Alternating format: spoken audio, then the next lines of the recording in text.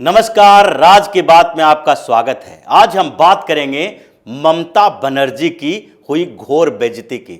सौरव गांगुली ने जिस तरीके से ममता बनर्जी के सारी छलांग पर ब्रेक लगा दिया है, एक गुगली से ममता बनर्जी को आउट कर दिया है, बात इसी की करेंगे क्योंकि आजकल ममता बनर्जी सौरव गांगुली पर ज्यादा ही फिदा है। बंगाली प्राइड की बात करते फिर रही है और प्रधानमंत्री नरेंद्र मोदी, गृह मंत्री अमित शाह के ऊपर हमला कर रही है इस बात के लिए कि सौरव गांगुली को फिर से बीसीसीआई का अध्यक्ष क्यों नहीं बनाया गया या फिर आईसीसी के लिए उनके नाम को रिकमेंड क्यों नहीं किया गया। और इसीलिए वो बंगाली प्राइड की बात करते हुए पीएम मोदी और गृह मंत्री अमित शाह के ऊपर हमला कर रही हैं। लेकिन अचानक से जिस तरीके की बात सौरव गांगुली ने कही है उससे ममता बनर्जी की घोर बेइज्जती हुई है। तो शुरुआत करते हैं बीसीसीआई से सौरव गांगुली के आउट होने और ममता बनर्जी को एक मौका मिलने से कि आखिरकार ममता बनर्जी अचानक से सौरव गांगुली की ओर इतना ज्यादा अट्रैक्ट क्यों हो गई और सौरव गांगुली को एक आधार बनाकर भारतीय जनता पार्टी के खिलाफ अभियान क्यों चलाने लगी। क्योंकि बीसीसीआई से सौरव गांगुली का कार्यकाल खत्म हो रहा था और स्थितियां ऐसी बन गई जिसमें रोजर बिन्नी को बीसीसीआई का अध्यक्ष बनाया जाना पड़ा। सौरव गांगुली आउट हो गए और अब ममता बनर्जी को एक हथियार मिल गया। ममता बनर्जी ने सौरव गांगुली के बारे में बोलना शुरू कर दिया कि केंद्रीय गृह मंत्री अमित शाह के बेटे जैसा अगर सेक्रेटरी बने रह सकते हैं, दूसरी बार उन्हें बनाया जा सकता है, तो सौरव गांगुली को दूसरी बार बीसीसीआई का अध्यक्ष क्यों नहीं बनाया जा सकता। और इसी बात को लेकर वो अलग अलग मंच पर बार बार सौरव गांगुली को लेकर भारतीय जनता पार्टी को कटघरे में खड़ा कर रही थी। सौरव गांगुली चुपचाप बैठे हुए थे। ये पश्चिम बंगाल के मुख्यमंत्री ममता बनर्जी के इन नौटंकियों को देख रहे थे और इसी बीच ममता बनर्जी ने कलकत्ता से लेकर जलपाईगुड़ी तक अलग अलग एरिया में इस बात को आधार बनाने लगी कि कैसे सौरव गांगुली के साथ यानी पश्चिम बंगाल के साथ पीएम मोदी और अमित शाह ने धोखेबाजी की है और सौरव गांगुली को आउट कर दिया है। लेकिन इस बीच ममता बनर्जी के ये सारा एजेंडा धीरे धीरे सामने आने लगा। उन्होंने सौरव गांगुली को ऑफर भी दिया।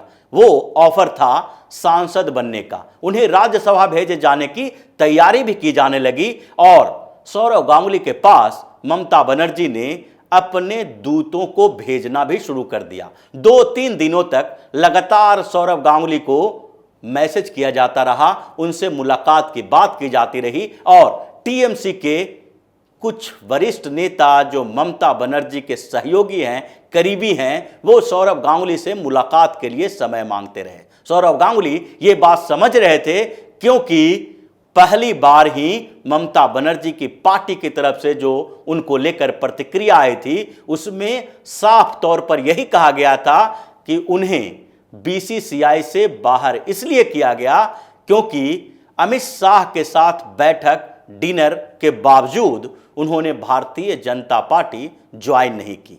सौरव गांगुली इस बात को समझ रहे थे कि उनके खिलाफ अब एक नई चाल ममता बनर्जी चल रही हैं और वो इसे राजनीतिक एजेंडा के तरह पेश करना चाहती हैं। सौरव गांगुली हर बार मुलाकात से इनकार करते रहे। उन्हें फिर दोबारा ऑफर दिया गया कि अगर आप चाहें तो आपको राज्यसभा भेजा जा सकता है क्योंकि ममता बनर्जी कुछ जो राज्यसभा सांसद हैं टीएमसी के उनसे नाराज चल रही हैं, उसमें जवाहर सरकार भी थे और ऐसे में उन्हें लग रहा था कि उन्हें रिप्लेस किया जा सकता है। साथ ही कुछ ऐसे पोस्ट भी दिए जा सकते हैं सौरव गांगुली को जो वो डिमांड करें। अगर वो चाहें तो पश्चिम बंगाल में उन्हें मंत्री भी बनाया जा सकता है। ऐसे ऐसे ऑफर गांगुली के पास टीएमसी की ओर से दिया जाता रहा, लेकिन गांगुली ने कोई रिस्पॉन्स इस पर नहीं किया। लेकिन बाद में अभी भी ममता बनर्जी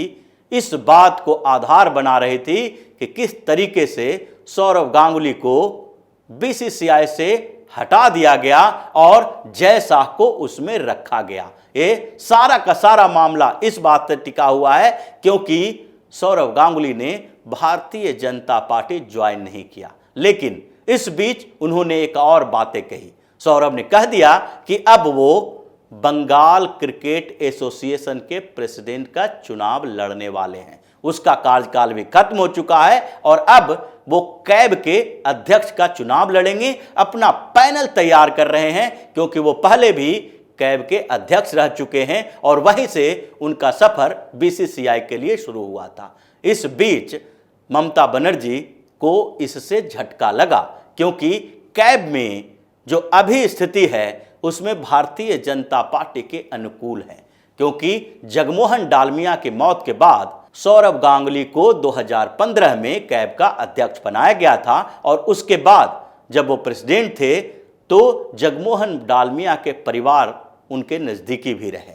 लेकिन इसके बाद 2019 में वो बीसीसीआई चले गए और इस बीच जगमोहन डालमिया के बेटे अभिषेक डालमिया को कैब का प्रेसिडेंट बना दिया गया। उनका कार्यकाल भी खत्म हो गया है और अब इस महीने के अंत तक वहां पर चुनाव होना है।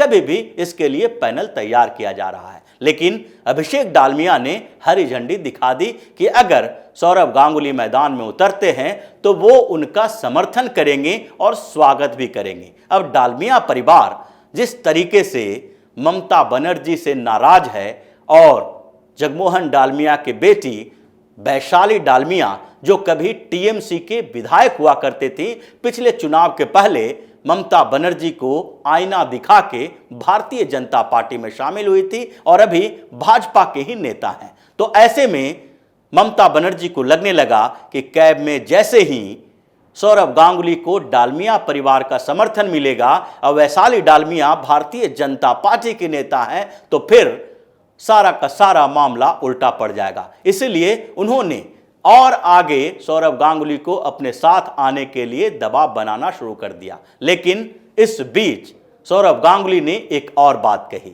और ये बात थी प्रधानमंत्री नरेंद्र मोदी के लिए, क्योंकि बीसीसीआई से हटाए जाने के बाद सौरभ गांगुली ने कोई प्रतिक्रिया नहीं दी थी और इस बात के लिए मीडिया वाले उनके पास पहुंचते रहते थे, लेकिन वो इसके लिए किसी को दोषी नहीं दे रहे थे और वो अपने संघर्ष की बात कर रहे थे। लेकिन उन्होंने फिर जब चुप्पी तोड़ी तो कहा कि संघर्ष कभी खत्म नहीं होता है और कोई भी व्यक्ति एक महीना में, एक साल में प्रधानमंत्री नरेंद्र मोदी नहीं बन सकता।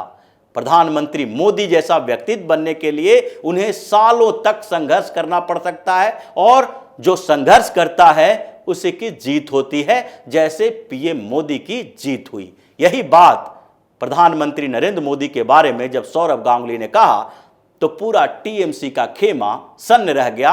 ममता बनर्जी का जो एजेंडा चल रहा था वो फेल हो गया और ममता बनर्जी की घोर बेइज्जती हो गई, क्योंकि वो तो चाह रही थी कि इस बीच जिस तरीके से वो सौरभ गांगुली के बारे में बोल रही हैं वही बात सौरभ गांगुली के मुंह से भी बाहर निकले और वो अमित शाह, जय शाह के ऊपर हमला बोल दें और बताएं कि किस तरीके से एक तथाकथित कॉन्स्पिरेसी की गई जिसमें अमित शाह भी भूमिका निभा रहे थे और उन्हें बीसीसीआई से बाहर निकाल दिया गया। लेकिन गांगुली ने ऐसा कुछ नहीं कहा और टीएमसी के सारे ऑफर ठुकरा दिए, क्योंकि उन्हें लग रहा था कि ममता बनर्जी उन्हें अपनी पार्टी में क्यों लाना चाहती है। जब जब उनके पास प्रस्ताव गया तो वो प्रस्ताव इस आधार पर ही ठुकराया गया क्योंकि ममता बनर्जी की पूरी चाल अपनी छवि सुधारने को लेकर थी। ममता बनर्जी इस बीच इतनी बदनाम हो गई हैं कि अब लग रहा है कि कोई भी ऐसा चेहरा उनके साथ आए जिसके आधार पर वो फिर से टीएमसी की छवि, अपनी छवि को ठीक कर सके, सुधार सके। क्योंकि इस बीच पश्चिम बंगाल में करोड़ों का घोटाला होता रहा। हजारों करोड़ के एसएससी स्कैम में पा चटर्जी अभी भी जेल में है। मानिक भट्टाचार्य को गिरफ्तार किया गया है और हाई कोर्ट से लेकर सुप्रीम कोर्ट तक वो पहुंच गए और इसके बीच सुप्रीम कोर्ट ने उन्हें बड़ा झटका भी दिया। माणिक भट्टाचार्य जब सुप्रीम कोर्ट में पहुंचे तो उन्होंने कहा कि उन्हें गलत तरीके से गिरफ्तार किया गया है, वो कॉपरेशन के लिए तैयार हैं कि घोटाले में उनकी कोई भूमिका नहीं है, इसलिए उनकी गिरफ्तारी कैंसिल की जाए। सुप्रीम कोर्ट ने डायरेक्ट मना कर दिया कि यह नहीं हो सकता, आपको जेल में ही रहना पड़ेगा और सीबीआई के साथ आपको कोऑपरेट भी करना पड़ेगा। ईडी जो मनी लॉन्ड्रिंग का मामला दर्ज कर रखी है उसमें भी आपको कोऑपरेट करना पड़ेगा। आप लोगों ने हजारों करोड़ का घोटाला किया है। उधर अनुव्रत मंडल भी कैटल स्मगलिंग घोटाले में फंसे हुए हैं और एक के बाद एक लगभग 39 टीएमसी के विधायक, सांसद या मंत्री सारे नेता ही हैं जिनके ऊपर आय से अधिक संपत्ति का मामला चल रहा है, तो किसी के ऊपर मनी लॉन्ड्रिंग का मामला चल रहा है। यानी कि 39 टीएमसी के बड़े नेता अभी भी ईडी और सीबीआई के गिरफ्त में हैं। उनकी गिरफ्तारी कभी भी हो सकती है। लगातार टीएमसी के विधायकों, सांसदों, मंत्रियों को गिरफ्तार किया जा रहा है और इसलिए ममता बनर्जी छटपटा रही हैं कि कोई न कोई ऐसा चेहरा मिल जाए जिसके आधार पर हम आगे ये बता सके कि टीएमसी में ईमानदारी है और कुछ नेताओं के कारण पूरा तृणमूल कांग्रेस बदनाम नहीं हो सकती है। अपनी स्वच्छ छवि को दिखाने की कोशिश कर रही हैं, लेकिन सौरव गांगुली ऐसे भ्रष्ट पार्टी में जाकर क्या करेंगे? उनको भी लग रहा है कि अगर राजनीति ही करनी होगी तो जिस तरीके से 2019 से अभी तक भारतीय जनता पार्टी ने उनका साथ दिया है, उनकी तबीयत खराब हुई तो भी अमित शाह खुद उनसे मिलने गए थे। ऐसी पार्टी में क्यों न ज्वाइन किया जाए जिसका भविष्य भी हो। जो पार्टी अभी संघर्ष कर रही है अपने अस्तित्व के लिए, पिछले चुनाव का फायदा उठाकर ही अभी तक सरकार में बनी हुई है, लेकिन आगे जिसका भविष्य खतरे में है उस पार्टी को क्यों ज्वाइन किया जाए। और यही बात ममता बनर्जी के लिए खतरनाक साबित हुआ और वो शर्म से लाल होकर सौरव गांगुली के लिए सिर्फ और सिर्फ ऐसी मनगढ़ंत बातें करती रही, लेकिन अब तक सौरव गांगुली ने उनके पक्ष में एक शब्द भी नहीं बोला है। तो इसी तरह की खबरों के साथ फिर से हाजिर होंगे, तब तक के लिए बने रहिए हमारे साथ और देते रहिए हमें सहयोग, ताकि इसी तरह की खबर हम आपके लिए लाते रहें। धन्यवाद।